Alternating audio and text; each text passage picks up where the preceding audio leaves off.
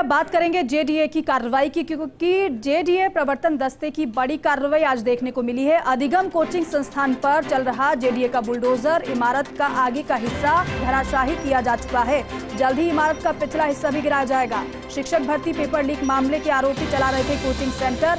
Basement और 5 मंजिल इमारत में किराए पर चलता था कोचिंग सेंटर। गोपालपुरा बाईपास स्थित गुर्जर की थड़ी के पास ये इमारत है, जहां पर बुलडोजर सुबह से चल रहा है। और तस्वीर 2 आपको हम दिखा रहे हैं कार्रवाई की।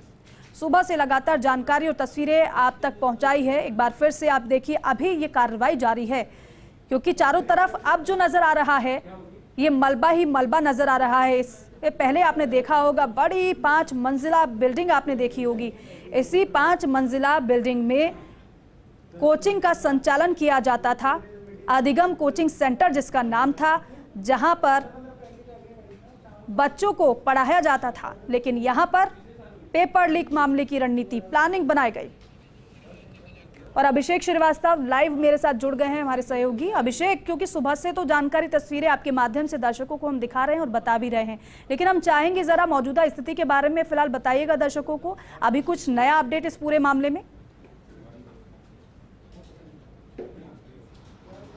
देखिए, ये जो पूरा मामला सुबह 7 बजे से यहाँ पे जेडीए का एक्शन चल रहा है। या गोपालपुरा बाईपास गुर्जर की थड़ी पर जो अधिगम कोचिंग सेंटर है उसकी इमारत को ध्वस्त किया जा रहा है। इमारत का जो आगे का जो हिस्सा है उसको ध्वस्त किया जा चुका है। अब जो टारगेट है वो जो पिछला हिस्सा है उसको ध्वस्त करने का है कि किसी भी तरह से ये जो पंचर किया जाए, इसको जो पिछला हिस्सा में जो पिलर है उसको पंचर किया जाए। और आप देख सकते हैं जो पॉकलैंड मशीन है ये अपना रास्ता बना रही है, एक रैंप कि इस मलबे पे चढ़ते हुए वहाँ तक पहुँचा जा सके और उसको तोड़ा जा सके। अभी बीच में 1 घंटा जेडी कार्रवाई रुकी हुई थी क्योंकि ऊपर आप जो छत पे आपको दिखाई दे रहा है टॉप पर, पहले वहाँ पर टीन शेड लगे हुए थे। तो टीन शेड जब बिल्डिंग अगर नीचे आती है तो टीन शेड कहीं नहीं गिर जाएं, इसलिए पहले गैस कटर मंगा के टीन शेड को हटाया गया। उसके बाद उसके चलते 1 घंटा कार्रवाई बीच में रुकी रही। अब जो है कार्रवाई दोबारा शुरू की गई है और दोबारा शुरू करते हुए पॉकलैंड मशीन जो है अपना काम कर रही है। और टारगेट यही है कि किसी भी तरह से ये जो इमारत है इसको जमींदोज किया जाए, ताकि पूरी इमारत जो जेडीए का एक्शन है वो पूरा हो। क्योंकि जेडीए का जो मेन एक्शन है इस बिल्डिंग को ध्वस्त करना है। ये 500 वर्ग गज में बनी हुई इमारत है और ये 2 हिस्सों में बनाई गई थी। इसके आगे के हिस्से को पहले ध्वस्त किया गया, इसके बाद इसका दूसरा हिस्सा ध्वस्त किया जा रहा है। और ये जो 2 प्लॉटों को मिला के यहाँ पे एक इमारत थी जिसमें कोचिंग सेंटर चलाया जाता था, जो कि 2nd ग्रेड टीचर जो भर्ती परीक्षा का जो पेपर लीक हुआ था उसके जो मुख्य आरोपी हैं सुरेश ढाका और भूपेंद्र सहारण, वो ये कोचिंग सेंटर चलाते थे। इसकी सूचना जब जेडीए को मिली तो जेडीए ने यहाँ पर नापजोख करी। उसके बाद इनको नोटिस दी और नोटिस के बाद इनको जो है आज यहाँ कार्रवाई करने पहुंचा है जेडीए। सुबह 7 बजे से यहाँ कार्रवाई चल रही है और लगातार ये कार्रवाई बिल्कुल लगातार कार्रवाई चल रही है। अभिषेक, हम देख रहे थे लगातार सुबह से अधिकारी भी मौके पर मौजूद थे। कई अधिकारियों से आपने बातचीत भी की थी, उन्होंने बताया था कि किस तरीके से कार्रवाई को अंजाम दिया जा रहा है और कोशिश पूरी यही है कि जल्द से जल्द इस पूरी बिल्डिंग को धराशायी कर दिया जाए, क्योंकि ये अवैध अतिक्रमण है। अभी भी अधिकारी मौके पर ही मौजूद हैं?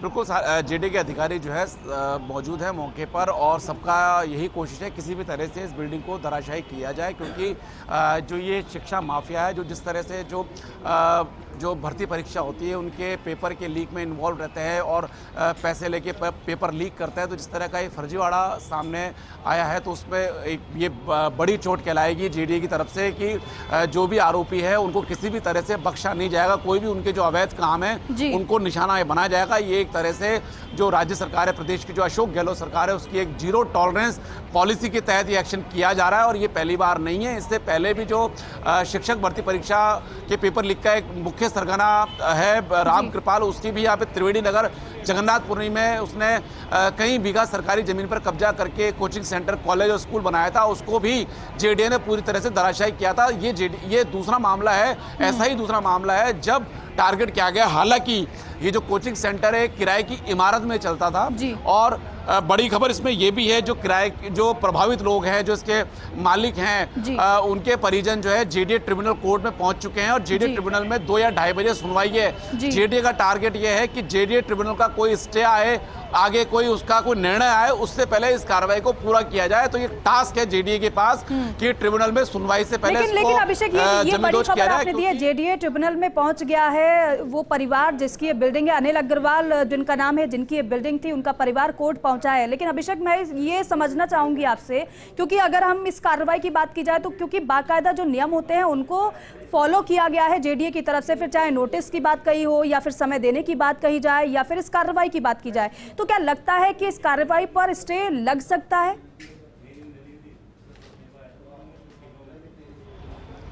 देखिए, जो स्टे का जो है जेडीए ट्रिब्यूनल जो है, उनकी जो पीठासीन अधिकारी हैं वो पूरे मामले की सुनवाई करेंगी, दोनों पक्षों को सुनेगी। जेडीए ने वहां पर भी अपनी पूरी टीम लगा दी है। जो वकील है उसको सारी वस्तु स्थिति से अवगत करा दिया गया है, क्योंकि जो भवन विनियम है जेडीए की तरफ से यही पक्ष रखा जा रहा है कि जो बिल्डिंग बायलॉज है, बिल्डिंग बायलॉज का इस मामले में पूरी तरह से उल्लंघन किया गया है, क्योंकि भवन विनियम ये कहते हैं कि अगर आप कोई इमारत बनाएंगे तो उसकी सूचना और उसकी परमिशन जेडीए से लेंगे, लेकिन इस इमारत के निर्माण में किसी तरह की कोई स्वीकृति नहीं ली गई। बड़ी और दूसरी बात ये भी है कि ये जो 0 सेटबैक पे बनाई गई है, जो बिल्डिंग बायलॉज है उसमें जो प्लॉट का साइज होता है उसके अनुसार फ्रंट सेटबैक और साइड सेटबैक रखने पड़ते हैं। सेटबैक का मतलब खाली स्थान छोड़ना पड़ता है, उसके बावजूद खाली स्थान पर इसने 0 सेटबैक पर ये बड़ी सारी इमारत बना दी थी। और इसमें यह भी है कि कॉर्नर का जो प्लॉट है उसमें इसने जो जगह छोड़नी चाहिए थी वो जगह नहीं छोड़ी गई, और जो सरकारी जमीन, जो सड़क की जमीन है, उस पर भी इसका अतिक्रमण है। तो यही कारण है इसको जेडीए एक्ट की धारा 32-33 और जेडीए एक्ट की धारा 72 में नोटिस दिया गया है। तो जेडीए ट्रिब्यूनल में यहाँ तक इस कार्रवाई में अगर जेडीए का पक्ष देखा जाए तो यहाँ पर जेडीए का पक्ष ज्यादा मजबूत नजर आता है कि वो तो ये कहेगा कि हमने तो पूरे नियमों को फॉलो किया है इस तरीके से, और अगर इस अवैध अतिक्रमण की बात करें, ये तो पूरा अवैध अतिक्रमण है, इसलिए हम तो कार्रवाई को अंजाम दे रहे हैं। मैं ये समझना चाह रही हूं आपसे कि अगर इस पूरे मामले में दूसरे पक्ष की बात करें तो वो किस तरीके से अपना पक्ष रख सकते हैं जिससे कि इस पूरी कार्रवाई पर स्टे लग जाए? देखिए, उनकी तरफ से भी तमाम तर्क दिए जाएंगे। उनकी तरफ से पहला तर्क तो ये दिया जाएगा कि जिस तात्कालिक कारण जो कि पेपर भर्ती का जो मुख्य पेपर भर्ती जो भर्ती पेपर का जो लीक का जो मुख्य सरगना है, जो आरोपी है, वो तर्क ये दिया जाएगा भूस्वामी मालिक की तरफ से कि साहब हमने ये बिल्डिंग उनकी नहीं है, ये तो जो है हमने किराए पे दे रखी थी, और जेडीए केवल इसी आधार पर ये कार्रवाई कर रहा है। और ये भी तर्क दिया जाएगा कि जो गोपालपुरा बाईपास है इस पे तमाम कोचिंग सेंटर चलते हैं, तो ये भी तर्क दिया जा सकता है कि जो कई कोचिंग सेंटर ऐसे भी हैं जो अवैध इमारतों में चल रहे, इस तरह के तमाम तर्क दिए जा सकते हैं। कि ये भी तर्क दिया जा सकता है कि हमें ही निशाना बनाया जा रहा है जबकि और भी निर्माण है। तो इस तरह के तमाम तर्क जो है प्रभावित पक्ष की ओर से जेडीए ट्रिब्यूनल में दिए जा सकते हैं। लेकिन अगर जेडीए की बात करें तो जेडीए अपना पक्ष यही रखेगा कि जो एक विधिक प्रक्रिया होती है, जो कि जेडीए के नियम कानून में जो विधिक प्रक्रिया है उसके तहत जेडीए ने कार्रवाई की है। शुक्रवार को जब सूचना मिली तो यहाँ पे नापजोक की गई। नापजोक करने के बाद जब नापजोक की गई, नापजोक करने के बाद इनको नोटिस दिया गया, और नोटिस में जो 3 दिन का समय होता है वो पूरा दिया गया, क्योंकि नोटिस में ये कहा जाता है कि आप अपने स्तर पर जो भी अवैध निर्माण है और अतिक्रमण है इसको हटा लें। 3 दिन का समय जो है प्रभावित पक्ष को दिया गया। जब ये कार्रवाई प्रभावित पक्ष की ओर से नहीं की गई तब जेडीए एक्शन में आया, और जेडीए आज सुबह 7 बजे यहाँ पहुंच गया और ये कार्रवाई चल रही है। अभी देखिएगा आप, ये पॉकलैंड मशीन अभी रुकी हुई है, किस तरह से सुरक्षित तरीके से इसको ढाया जा सकता है उसको लेकर एक बार फिर से मंथन हो रहा है, क्योंकि ऐसी आशंका है कि ये बिल्डिंग जो है गिरने से आसपास की बिल्डिंग पे या जो बगल के जो इमारतें हैं उनको नुकसान पहुंच सकता है। तो तमाम तरह की सुरक्षा के लेकर मंथन किया जा रहा है। इसी के चलते अभी एक बार फिर से जो पॉकलैंड मशीन है उसका एक्शन जानना चाहेंगे इसको लेकर, क्योंकि मौके पर मौजूद हैं आप, हम पीछे तस्वीरें देख पा रहे हैं, अभी भी वहां पर कार्रवाई जारी है, क्योंकि चारों तरफ मलबा बिखरा हुआ है, पास में सड़क भी है, तो क्या यातायात इससे बाधित हुआ है या फिर इस तरीके से कार्रवाई को अंजाम दिया जा रहा है जिससे आने जाने वाले लोगों को कोई परेशानी ना हो? देखिए, जब ये एक्शन शुरू हुआ, जब जेडीए का दस्ता यहाँ सुबह 7 बजे पहुंचा, तो उन्होंने सबसे पहले जो गोपालपुरा बाईपास पे जो ट्रैफिक है, जो कि गुजर की थड़ी टोंक रोड से गुजर की थड़ी की तरफ आता है, उसको रोक दिया है। अंडरपास पे ही जो है पुलिसकर्मी तैनात कर दिए हैं, बैरिकेडिंग कर दी गई है। और आप देख सकते हैं कि ये जो रोड है जहां हम खड़े हैं, इस पर केवल जो जेडीए के जो दस्ते के जो वाहन है, संसाधन है, केवल वही खड़े हैं। बाकी यहाँ पर जो है आम पब्लिक का मूवमेंट नहीं है, क्योंकि इसको वहीं रोक दिया गया है। ये रास्ता पूरी तरह से बंद है। इसके पीछे कारण यही है कि जो व्हीकुलर मूवमेंट जो है पूरी तरह से रहे और किसी तरह की का झंझट नहीं हो और किसी तरह की कोई नुकसान नहीं हो, इसलिए व्हीकुलर मूवमेंट को रोका गया है। इसलिए ये रास्ता बंद कर दिया गया है।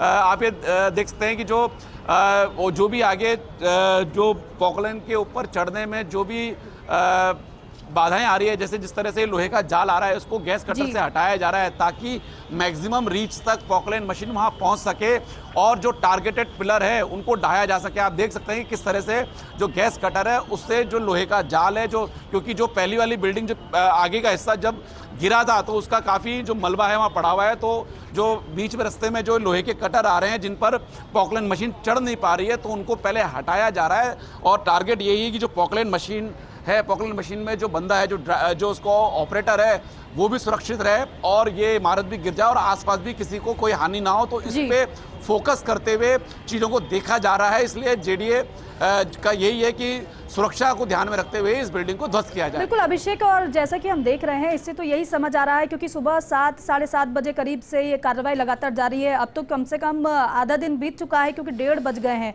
अब चारों तरफ मलबा ही मलबा है और मलबे को ही हटाया जा रहा है, क्योंकि हम देख रहे हैं वहाँ पे सरियों का जाल भी है, उसे हटाया जाएगा, जगह बनाई जाएगी, तब जाकर अन्य जो पिलर है उनको ध्वस्त किया जाएगा, उनको पंचर किया जाएगा।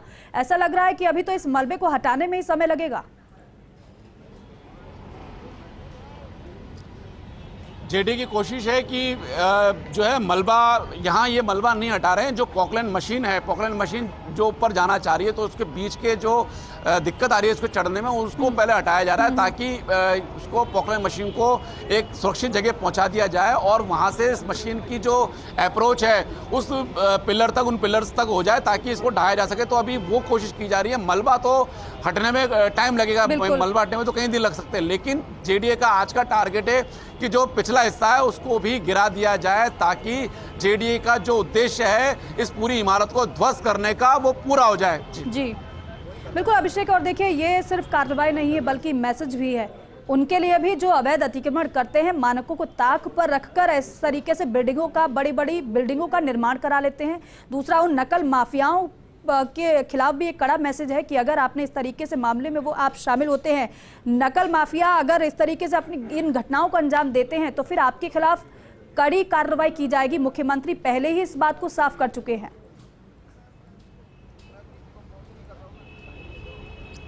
जी बिल्कुल, ये वाकई पूरे राजस्थान में एक ये मैसेज है कि अगर किसी जो शिक्षा माफिया है जो कि अगर इस तरह से करता है, पेपर लीक मामले में शामिल होते हैं और बेरोजगार युवाओं के सपनों से खिलवाड़ करते हैं, तो उनसे सरकार किस तरह से जीरो टॉलरेंस नीति के तहत निपटेगी। जो भी उनके गलत काम है उनको टारगेट किया जाएगा और जो उनकी बिल्डिंग है उनको तोड़ा जाएगा। तो एक तरह से ये पूरे प्रदेश में एक मैसेज है। जेडीए की ये दूसरी कार्रवाई है इसी तरह के मामले में जो शिक्षा माफिया के खिलाफ की गई है। ये दूसरी कार्रवाई, इससे पहले जो यहीं पर ही जो त्रिवेणी नगर है नज़दीक में, वहाँ पर भी इस तरह की कार्रवाई की गई थी और सरकारी ज़मीन, जो खातली ज़मीन है, जो कि नाले की ज़मीन है, उससे अतिक्रमण हटाया गया था। उसका जो निर्माण था, काफ़ी निर्माण किया हुआ था, काफ़ी जगह उसके कब्जे थे, कई बीघा ज़मीन पर उसको तोड़ा गया था, उसको जमींदोज किया गया था। वैसी ही कार्रवाई आपको यहाँ देखने को मिल रही है। ये जेडीए का दूसरा एक्शन है। तो ओवरऑल मैसेज यही है कि पेपर लीक का जो मामला है वो बहुत कितना जघन्य अपराध है, कितना गंभीर है और उससे सरकार और समूचा जो सिस्टम है, सरकारी सिस्टम है, वो उससे किस तरह से निपटता है, उसका मैसेज जो है इस कार्रवाई के माध्यम से पूरे राजस्थान में पहुंच रहा है। और कार्रवाई लगातार जो इसी उसमें है कि किस तरह से आप देख सकते हैं कि मुख्य नियंत्रक प्रवर्तन है रघुवीर सैनी, वो भी यहाँ मौके पे मौजूद हैं और जो इंजीनियर से मौजूद हैं, यहाँ पे डिस्कस किया जा रहा है कि किस तरह से जो है आसान तरीके से, किस तरह से सुरक्षित तरीके से इसको ढाया जाए। तो उसी पर चर्चा चल रही है, उसी पर बातचीत हो रही है किस तरह से इसको किया जाए। और जेडीए का प्रयास यही है कि जितनी जल्दी हो उसको हटाया जाए, लेकिन जल्दबाजी में सुरक्षा को दरकिनार नहीं किया जाए। और इसी वजह से जो है मंथन किया जा रहा है, चर्चा की जा रही है बार बार कि जो है सुरक्षा का ध्यान रखा जाए, आसपास की जो इमारत है उनको दिक्कत नहीं आनी चाहिए, तो वो इन सब पहलुओं को ध्यान में रखते हुए ही आगे कार्रवाई अंजाम दी जाएगी। बिल्कुल अभिषेक, ऐसा कुछ सुनने को मिला कि आसपास के लोग कहीं ये कहते हुए नजर आए कि ठीक है, ये तो चलिए ध्वस्तीकरण की कार्रवाई इस बिल्डिंग पर हो रही है, लेकिन जो सटी हुई है जो बिल्डिंग्स, इस बिल्डिंग से जिसको धराशायी किया गया है, उन लोगों की तरफ से क्या कुछ कहा गया है क्या?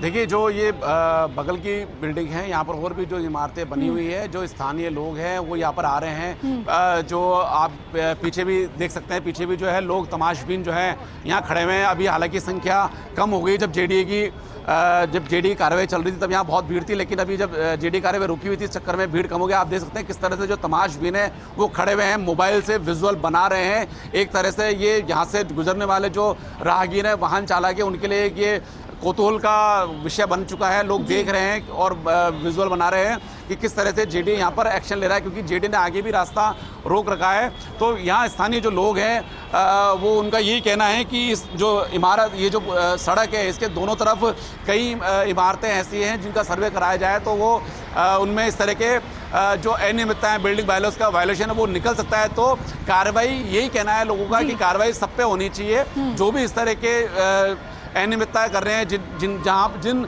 इमारतों में भवन विनियमों का उल्लंघन बता रही है, चर्चा चल रही है लोगों के बीच में, वहां जो लोग खड़े हैं, तमाशबीन बने हुए हैं, वो इस तरीके की बातें कह रहे हैं कि कार्रवाई तो फिर सब पर होनी चाहिए। बिल्कुल, क्योंकि जो भी देखता है तो उसमें क्योंकि जो ये जिस तरह से ये जीरो सेटबैक पर बनी हुई है, तो अगर जेडीए जांच करे तो कई इमारतें ऐसी हो सकती हैं जो कि जीरो सेटबैक पे बनी हो, जिनमें जो आवासीय भूखंड है उन पर कॉमर्शियल एक्टिविटी चल रही हो, इस तरह के कोचिंग सेंटर चल रहे हो। तो ये सब चीज़ें जेडीए ने 2019 में भी यहाँ पर सर्वे किया था, उसके बाद नोटिस दिए थे, नोटिस के बाद आगे कोर्ट में चालान पेश किए थे। अब दोबारा जब हम फर्स्ट इंडिया ने इस बारे में जेडीए अधिकारियों से, जिम्मेदार अधिकारियों से पूछा कि भाई आप इस पे कार्रवाई करें, लेकिन और भी ऐसे कोचिंग सेंटर चल रहे, तो उनका ये कहना था कि हम दोबारा से इनको नोटिस देंगे और अब जेडीए इन सबको जो है एक्शन लेगा। जो भी इस तरह की इलीगल इमारतों में जो कोचिंग सेंटर चल रहे हैं उसके लिए जेडीए एक्शन लेगा, ऐसा जेडीए अधिकारियों की तरफ से दावा किया जा रहा है। बिल्कुल अभिषेक, जो बताया आपने कि पहले भी नोटिस दिए जा चुके हैं कोचिंग सेंटर्स को, तो फिर क्या हम ये मानकर चलें कि अब जल्द से जल्द और भी कोचिंग सेंटर्स की तरफ से जवाब दाखिल किया जाएगा, या फिर अगर जवाब नहीं आता है तो फिर इस तरीके से कार्रवाई हम और भी बिल्डिंग पर देख सकते हैं आगे आने वाले समय में?